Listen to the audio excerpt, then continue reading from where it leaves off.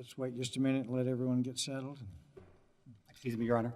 Let's let everyone get settled first before you start. And I'm going to start by asking you to pronounce your name because I'm sure that I'll mess it up. Not at all, Your Honor. It's Allulis. Allulis? All right, Mr. Allulis. Thank you, Your Honor. Paul Allulis from the Department of Justice Tax Division on behalf of the United States. Your Honor, we are here on appeal to correct two fundamental errors in the proceeding before the district court. The first error concerns the district court's instructions to the jury on two critical aspects of the question before the jury in this case, to wit, whether RSBCO had reasonable cause for its failure to timely file its information returns. The second assignment of error is the court's award of attorney's fees to RSBCO. Regarding the jury instructions, there are two critical errors that the court made.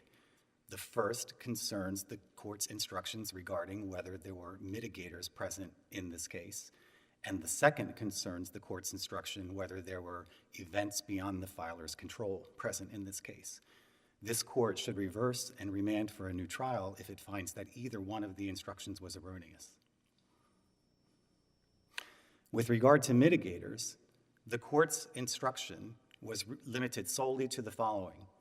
The law does not define mitigators. However, a mitigator is generally defined as something that lessens the gravity of an offense or mistake. That instruction was erroneous because it omitted two key aspects of the controlling regulation which define what a mitigator is. The regulation provides two examples of mitigators. The first is when the filer has never been required to file in the past. And the second is when the filer has been required to file in the past and has an established history of compliance with its filing obligations. The court's instruction omitted both of those elements which define what mitigators means under the controlling regulation. The regulation also explains that in determining whether a filer has an established history of filing correctly, significant consideration is given to whether the filer has incurred any penalty in prior years under the same statute. And in this case, the court excluded evidence of the fact that RSBCO had in fact incurred penalties in prior years, and it also did not instruct the jury that significant consideration should be given to that fact. And so the admission of all three of those regulatory requirements for a mitigator in order to establish reasonable cause renders that jury instruction erroneous to such a degree that the jury was not properly instructed.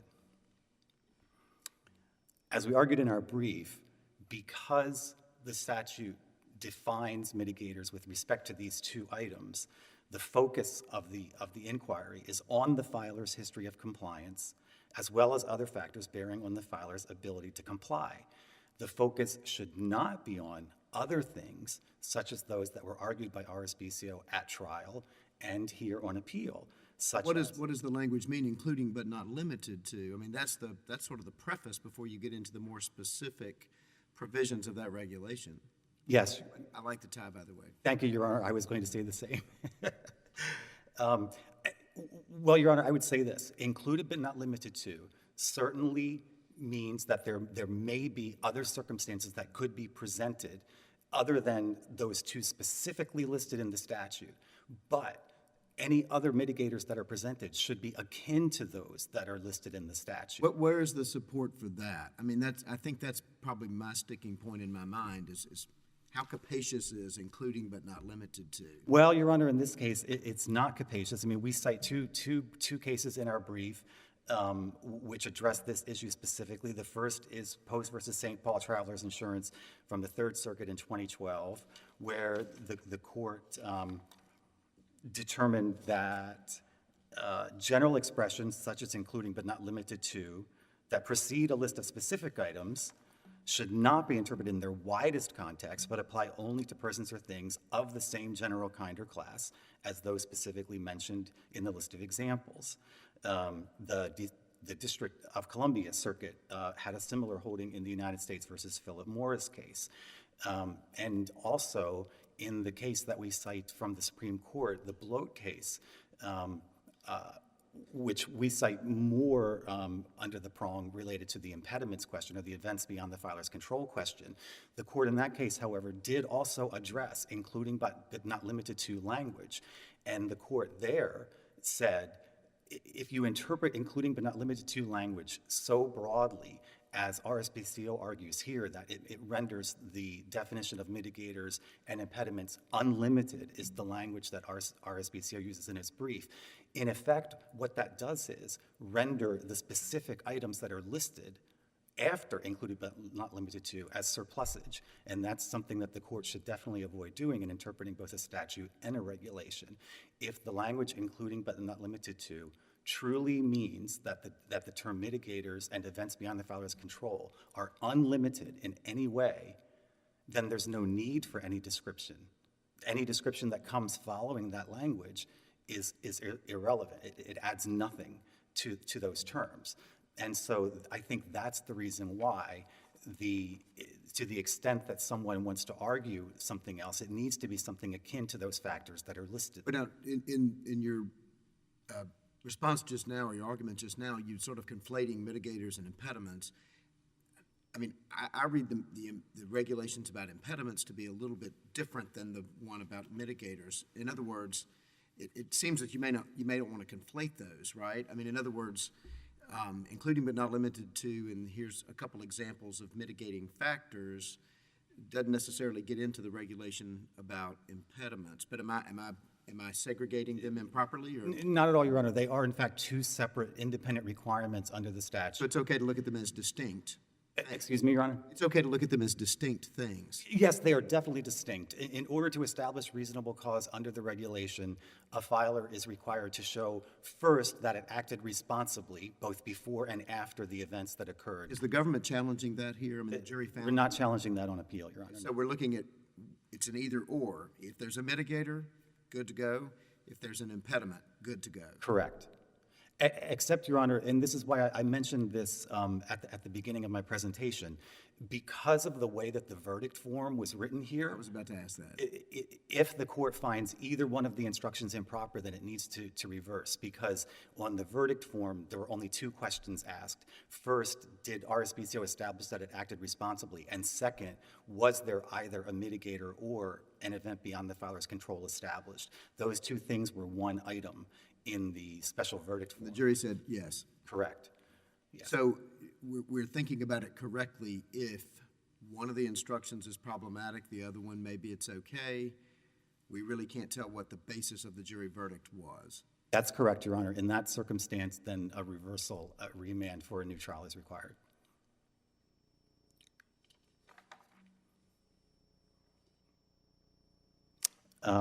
Turning to the events beyond the filer's control, the court's instructions. Let me, yes, Your Honor. A little slow catching up. So getting back to the jury instruction, you're saying that jury instruction was an improper instruction? Yes, Your Honor.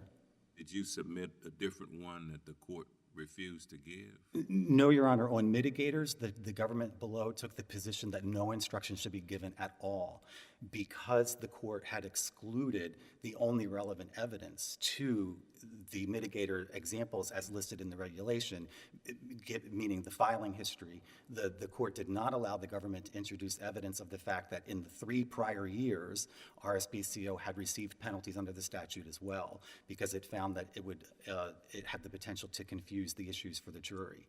And so when it came time to argue about the jury instructions, the government took the position that no instruction should be given on mitigators because the evidence wasn't there. We also believe that the instruction on events beyond the filer's control was incorrect. Again, as stated in our brief, there are 2 aspects to that particular instruction. The court first instructed the jury that the actions of an agent could potentially constitute an event beyond the filer's control, but it did not explain, as required under the regulation, that the agent himself must demonstrate that he satisfies one of the reasonable cause exceptions in order for that to apply. Regarding what I think is the meat of the case was Mr. Smith's illness. The court instructed the jury incorrectly that serious illness standing alone can constitute an event beyond the filer's control. It omitted three, at least, of the requirements or obligations that a filer must show in order to establish that that led to an event beyond the filer's control as contemplated by the regulation. In fact, what the regulation allows as an event beyond the filer's control is the unavailability of business records. And that unavailability may be caused by a supervening event, and one such supervening event may be the serious illness or death of the person responsible for the business records. And so, because the court's instruction implied to the jury that this serious illness standing alone could be an event beyond the filer's control, it's not a correct statement of the law, and it did not properly lead the jury in terms of what law should be applied to the facts as presented. The impediment regulation is more layered than the mitigators regulation. Yes, Your Honor. And if I can summarize your argument, the district court collapsed a layer or two in the impediment instruction. Yes, Your Honor. Not only collapsed a layer or two, but also left out a key element, which is to the extent that someone relies upon incapacity of a person or serious illness of a person such that they're unavailable. The unavailability must continue during the entire time period that's relevant to the inquiry. And here, the court, again, did not instruct the jury on that aspect of the regulation as the government requested in its proposed jury instructions. But there was, in fact, evidence from which a jury could have concluded that Mr. Smith, despite his illness, was not unavailable during this entire time period. I would like to spend a few minutes of my opening time discussing the attorney's fees issue as well. As we note in our brief, we believe that the court abused its discretion in awarding the attorney's fees here. The most significant error that occurred was that the court incorrectly applied or invoked the presumption that the government's position was not substantially justified based upon its finding or conclusion that the government had not followed its applicable published guidance. And in doing so, the court did not correctly apply the statutory definition of applicable published guidance. The statute defines applicable published guidance to include certain specific items, regulations, revenue rulings, revenue procedures, information releases, notices, and announcements, or certain documents that are issued directly to the taxpayer, including private letter rulings, technical advice memoranda, and determination letters. None of those were at issue in this case.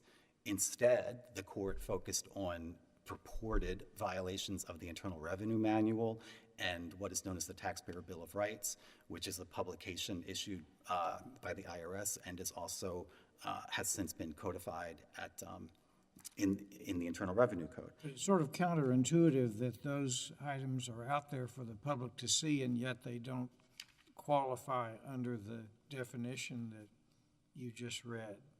Well, Your Honor, I think that both are qualitatively different. I mean, first, I think our main point here is that this is a clear statutory definition. It lists very specific items, all of which have a specific meaning, that are included within the definition of applicable published guidance. Neither the manual nor the Taxpayer Bill of Rights are included in that list. So just as a matter of plain statutory interpretation, the language is clear, they aren't included. I think it's also important to remember that this fee statute is a waiver of sovereign immunity that must be strictly construed in favor of not waiving sovereign immunity. And second, I think qualitatively, the Internal Revenue Manual and the Taxpayer Bill of Rights are not of a kind with the items that are listed here. The Internal Revenue Manual it's been held many times, is merely a guide for employees in terms of exercising their duties. It's amended frequently, it's amended regularly, and courts have regularly held that it creates no rights in the public. It creates no reliance interests whatsoever. And the Taxpayer Bill of Rights has been held to be nothing more than a recapitulation of general principles of specific rights that may be found at other places in the code.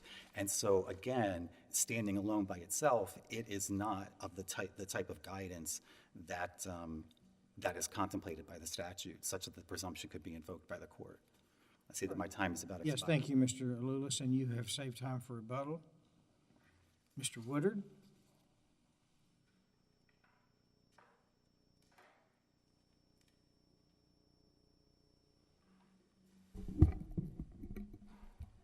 May it please the court, Russ Woodard here for RSBCO. The trial court's ruling should be affirmed for two reasons. First of all, the government waived any objection as to the propriety of the jury instructions, but even if they had not, the jury instructions were correct as a matter of law. And then secondly, the attorney fee award was correct insofar as the government's position was not substantially justified. Touching briefly on the waiver issue, we highlighted that in our brief. The government responded with the Bender decision from 1993 from this court. Rule 51 was amended in 2003, and it provides entirely different context, the comments to which specify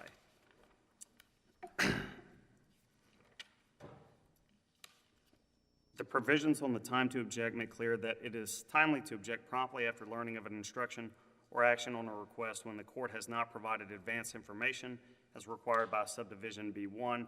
The need to repeat a request by way of objection is continued in new subdivision D1B, except where the court made a definitive ruling on the record. Here, there was no objection after learning of an instruction. Here, there was no objection after the court made a definitive ruling. We've cited in brief 3 decisions post the 2003 amendment: the Kim decision from 2022, the Marsh decision from 2010, and the Turner decision from this honorable court in 2008, clarifying under Rule 51, the objection to any instruction must be made on the record at trial. No cases cited by the government post 1993 in the Bender decision on this issue. So the version of Rule 51 in the Bender decision is different than the version of Rule 51 before the court here today. And that makes sense because any lawyer who's tried a jury trial, any judge who's presided over one, understands that joint submissions prior to trial look glaringly different than what ends up ultimately being presented to the jury. Quite frankly, that's why I was surprised to see this listed as an assignment of error. We pointed out in the record where they actually drafted some of the key definitions. In 2360 of the record, they drafted the definitions of impediment that was accepted by the trial court. In 2687 of the record, they clarified, their trial counsel said, look, we have one remaining issue as to the jury instructions, and it was a curative instruction which they received. So that's what had me scratching my head when I saw this listed as an assignment of error. Assuming they had properly reserved this issue. Your position, as I understand it, is, I mean, they fully objected in the pretrial order. Correct. They objected to every pretrial. And the jury instructions or the competing instructions were submitted at that point, correct? I mean, in other words, that we knew what the instructions were proposed to be. Yes, sir. Your position is they had to actually renew it. That wasn't during trial. That had to happen during the charge conference on the record or what have you. There was an off-the-record charge conference, right? Yes, sir. And I believe Judge Doty said, look, if y'all want to have a court reporter come back, you're more than welcome to, but there was a charge conference. Did the government object in the off-the-record charge conference? They did not. That's what I left there thinking they got what they wanted. And so. Did they ever waive the earlier objections in the pretrial order? Did they, you mean? Did they ever recede from them? No, sir. I guess that's a poorly worded question. So they didn't withdraw the objection or anything like that? There was no explicit withdrawal, no, sir. And so, but during the pretrial conference, we go in and typically there's prisoner swaps of kind, there are concessions made where you get a final product. And to Your Honor's question about the verdict form, I'd like to quickly note, that too was drafted by the government, and that's also not listed as an assignment of error on appeal. Well, what do we do with that? I mean, you ascertained the argument, you heard me explain Yes, sir. to counsel. If one of these instructions is infirm, even if the other one is good to go, we can't tell on what basis the jury checked that line. First, I'd point out they drafted the verdict form. And then secondly, I would point out, under the Puga decision, that standard of review, and that's from this court, PUGA 2019, Fifth Circuit, it gives the standard of review asking first, does the charge as a whole create a substantial and ineradicable doubt as to whether the jury was properly instructed? And second, even if there is error, there's no reversal unless the entire record shows it affected the outcome of the case. As Your Honor pointed out. Well, but if the impediment instruction left out some of the considerations that had to be found for there to be a finding of beyond the filer's control, and so the instruction was flawed, we don't know if the jury found that there was an impediment, but it was an improper finding, how can that verdict be upheld? Because I believe this does show, even if that language had been included, Your Honor, that this was beyond the control of the filer insofar as there was a reference made as to when the incapacity started, when it began. That needed to be presented on 554 of the record and 680 of the record. Smith testified that he was suffering from severe depression with suicidal ideations during the entire time frame that would have included from his initial filing on April 1st of 2013 through his corrected resubmission with the safe harbor delay of approximately 45 days late.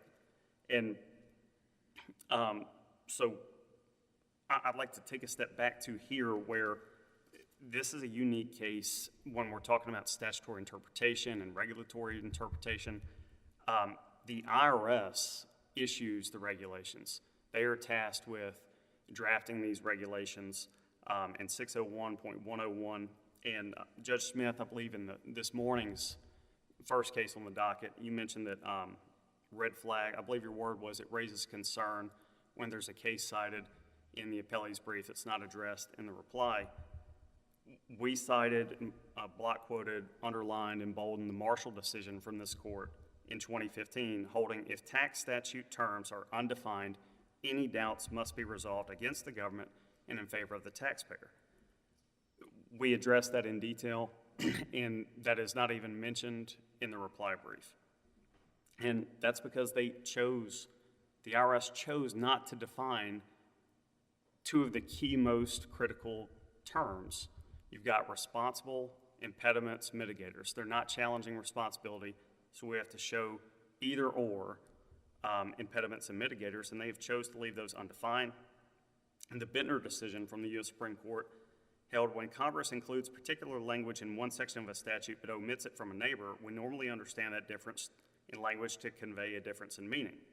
Here in this very same set of regulations under 6724.1, there are examples that are modified by including, and examples such as impediments and mitigators that are modified by including but not limited to.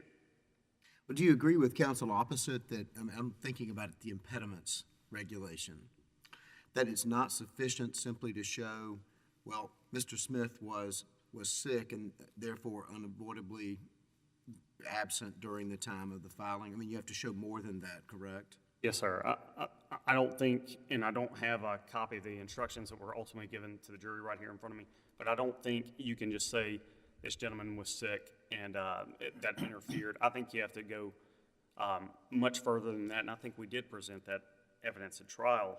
And when a court is tasked, such as the trial court here, with undefined terms, this court in the Camacho decision, the Fifth Circuit instructed to apply the common and ordinary meaning. And that's what was applied. I'll start first with mitigators. A mitigator is generally defined as something that lessens the gravity of an offense or a mistake. First, the 45 delay caused no harm or benefit. We've cited the Quality Medical decision and the Tysinger decision, each of which rejected penalties or refunded penalties to taxpayers. In the Tysinger case, holding the taxpayer had nothing to gain from not filing timely. Sloppiness is not the same as willfulness. It's not surprising that the employees on the front lines failed to cross every T and dot every I. The key is, the absence of gain is a common sense mitigator. The penalty here was based on 26 dash marks. This was not a failure to report a proper address, a proper name, a miscalculation of amounts owed. They were just errant. In 21,574 returns, 26 of them had dash marks. And because they were submitted in batches, the entire batch was rejected as if all 21,574 had errors. And incidentally, USC 6721 provides a safe harbor for de minimis errors. And as I understand that, if there's no discrepancy in the dollar amount or material information, then it's treated as filed. Unfortunately here, because of the IRS's automated system, nobody knew at the IRS what the nature of the errors was because nobody saw it. If they had, or if the algorithm could factor in, hey, this is just dash marks, this is not a misrepresentation as to the dollar amount, it should by statute have treated that as automatically filed. And so the key there is the nature of the error. The significance of the error is an acceptable mitigator. This would be the first case reported decision where a taxpayer attempted to timely file to be penalized under 6724, 6721, 6724, and the IRS for over 8 years could have reviewed, processed, analyzed the returns manually, and for decades. Well, I'm going to stop you there because whether that's feasible for the IRS to do that or not, I mean, if your client filed 26,000, 27,000 of these information returns, there are literally millions of these things coming into the IRS. But the company itself could have done some things also. And the IRS goes through in its briefing some very easy things. I mean, this only went to Smith's email, right? So nobody else monitored it. Would have been very easy to have somebody else monitor the situation, check on things, whatever it was. So, I mean, to the extent you want to hold the IRS to the standard of manually reviewing things, there are certainly some things the company could have done itself to have vastly mitigated, maybe that's a bad word to use, the time it took to get these things done and right and taken care of. That's a fair point, Your Honor. And I think if we had companies and businesses that were perfect, I'm not asking for companies to be perfect, but I mean, this company waited a couple of years to do anything, and it was when the IRS gave a notice that it was about to levy. That's when things became serious, right? I mean, this sat around for a long time. The IRS, my client did not learn of the penalty until Well, I know the letter was in the drawer, but I mean, Yes, sir. Still, you're dependent upon one employee and you find out, but I think a pretty good passage of time came after the letter was discovered. The letter was discovered, I can tell you exactly, Your Honor.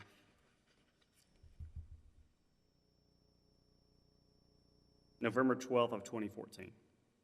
And that's after Smith had been terminated and his desk was being cleaned out. And so...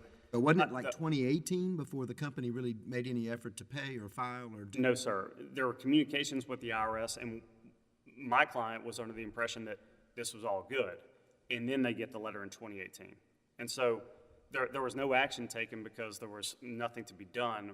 We were told that, okay, everything's fine. When did the letter come saying we're going to assess penalties and interest and all that?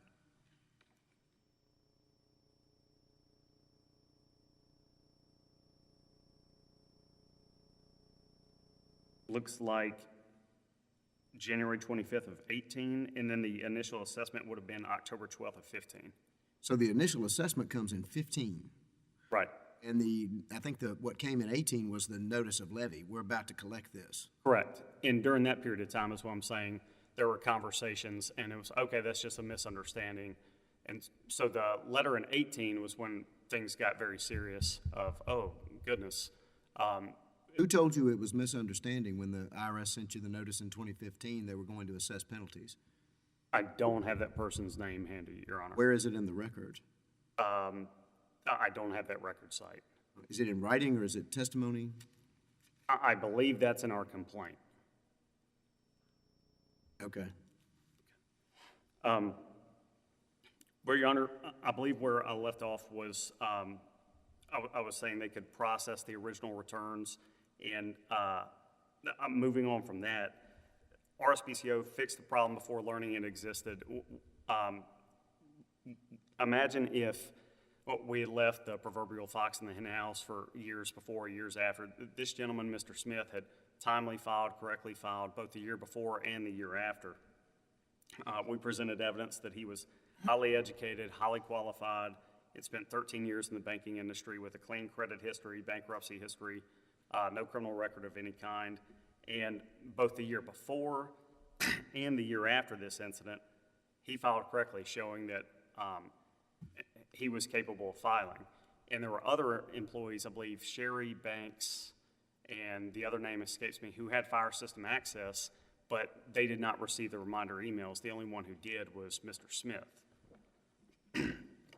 Moving to impediments, again, this definition was drafted by the government as a hindrance or an obstruction. That is the plain and ordinary meaning per Camacho. It's undisputed that Smith suffered a severe illness. He gave highly specific suicidal ideation testimony. Even the government's own counsel conceded on 2717 of the record. I'm not saying that Mr. Smith was not depressed. I was here during his testimony, but his condition is not on trial. We've cited the Schaefer decision and the Meyer decision showing that mental health is an acceptable impediment. No response in brief to either case. But mental health alone wouldn't be an impediment. You'd have to show the unavailability, and then you'd have to show how it impacted the filing. I mean, the other things that are set out in the regulation, right? That's correct, and I believe that was at least the showing in the Schaefer decision and the Meyer decision, was that it had directly impacted the ability to file. Well, before we run out of time, let's talk about attorney's fees. Yes, sir. The court relied on the IRS manual and the Taxpayers' Bill of Rights. Those aren't in the statute as published IRS guidance. So how do you get around that? How do you address that? Sure. The regulations are published guidance. The RIM factors, responsible behavior, impediments, mitigators. The IRS corporate representative, Ms. Karen Carroll, testified the penalty has no thought process whatsoever. It does not even consider whether RSBCO behaved responsibly, whether it suffered impediments, or whether it could show proof of mitigators. From 2013 until trial, a human being with the IRS has never looked at this case administratively to determine if any of those regulatory factors apply. That's because when this thing was first assigned to Jason Leonard in 2018, he resigned. The claims have been left out in the ether with no one looking at it. So the only ruling we've gotten from the IRS is a robot that said you owe this penalty because you're X amount of days late. That robot is a thoughtless procedure. And so we don't even have to get to the IRM. We don't even have to get to the Taxpayer Bill of Rights. Look at the regulations. There's no proof that the IRS ever considered whether any of the three RIM factors apply. Judge Smith, to your question about it being counterintuitive, or your comment about it being counterintuitive, we call it published guidance, in certain settings, but not here. Mr. Allulis, in the Bittner decision before Justice Gorsuch, was asked, what doctrine, what piece of published guidance supports your position? And in that scenario, because the IRM supported the IRS's position, Mr. Allulis responded, you can find this from the OYE project, the critical guidance document here is the Internal Revenue Manual. It is publicly available to taxpayers. And so when the IRM is favorable to the IRS, they want to cling to it, they want to promote it. As Justice Gorsuch noted, when it's bad for them, such as in this case, they treat it like garlic to a vampire. In this court, in the BNSF decision, 2023 case, held that agency action is invalid if it fails to consider relevant data and articulate a satisfactory explanation.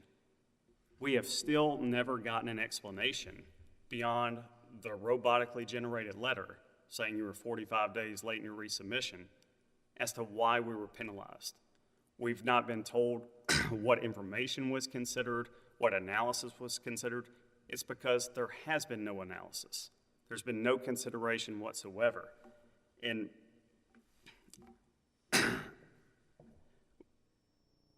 the Lennox decision from the Fifth Circuit in 1993, it reversed a tax court and found that there was no substantial justification, finding that reasonable in the IRS context depends on from the apex at the initial determination.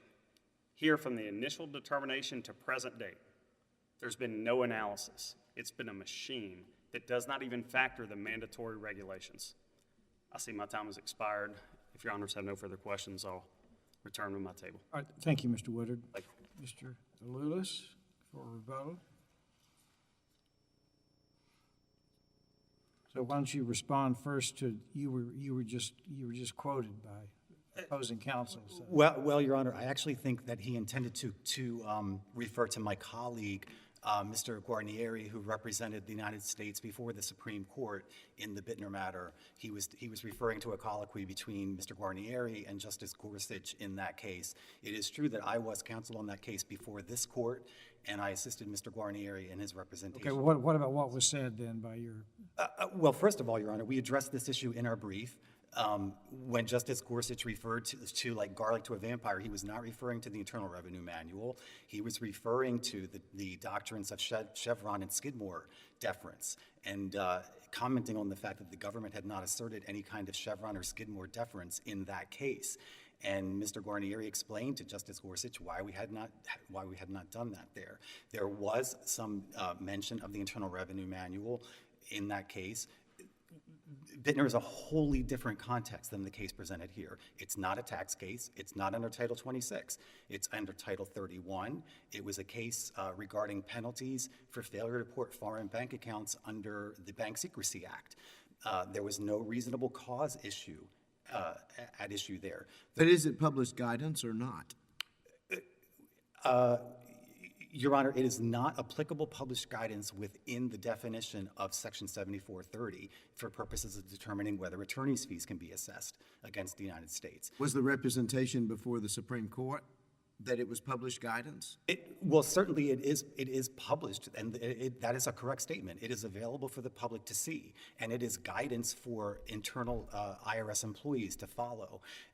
The issue in which that statement arose was the assertion by Mr. Bittner's counsel that the government had taken a position consistent with Mr. Bittner's position in various different sub-regulatory publications, issuances, explanations of what the Bank Secrecy Act penalties may be and how they may be imposed.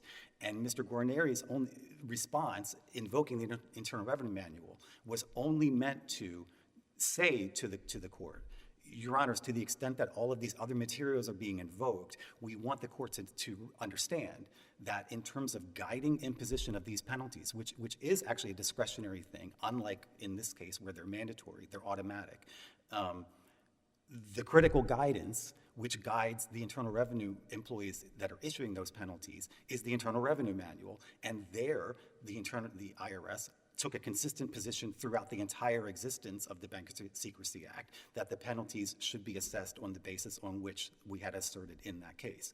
Now, the Supreme Court ultimately agreed with us in that case, disagreed with us 5-4, but it's just not on point at all. And I think the most salient reason it's not is that Mr. Guarnieri was not addressing the definition of applicable published guidance as is contained in Section 7430 for purposes of issuing penalties. I do want to try quickly to respond to some of the points that my friend made during his presentation. The fact that no one has purportedly looked at this penalty. First, the reason why a penalty like this is issued without any human consideration is because it's an automatic penalty set by Congress in statute. It's a mechanical penalty that is calculated on a daily basis at an established rate by Congress by statute. As soon as it's triggered, when they fail to file, the penalty starts accruing. And so that's why it's mechanically issued. The fact that no one considered whether RSBCO had reasonable cause is because they never responded to the letter that the IRS sent them saying, here, we propose to impose this penalty on you in August of 2014. Please let us know if you think there's a reason why we shouldn't, including reasonable cause. They never responded. They never responded. They discovered that letter, they say, in November of 2014. The IRS imposed the penalty in October of 2015. There was nothing that happened during that entire period. There were not any kind of conversations or anything? There's nothing in the record, Your Honor. Nothing in the record, Your Honor. And then from 2015 to 2018, there's also nothing in the record indicating that there were any conversations between RSBCO and the IRS. And you're careful to refer to the record, and that's what we always want people to do, is to refer to the record. Is it your position that, in fact, there were no such conversations, Your Honor, as appellate inside counsel, or outside the record? As appellate counsel, I have no basis on which to make any statement as to whether there may be something outside the record. I simply don't know. There's nothing in the record that says that there were. I see that my time is up. You may have 45 seconds to Thank you, wrap Your up Honor. in anything that you'd like to cover. In 2018, RSBCO did in fact receive an administrative proceeding in the Internal Revenue Service. They requested a CDP hearing before the Office of Appeals, which has since been renamed the Independent Office of Appeals.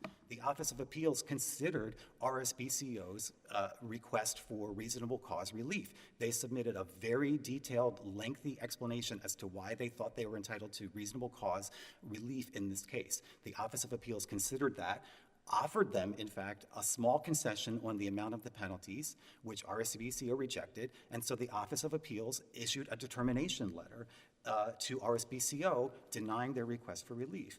And that letter was issued to them in July 27th, 2018, and that's at ROA 2903.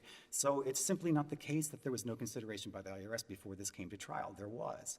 And the position that the government took at trial is wholly consistent with the determination by the Office of Appeals that there was no basis for reasonable cause under the regulation in this case.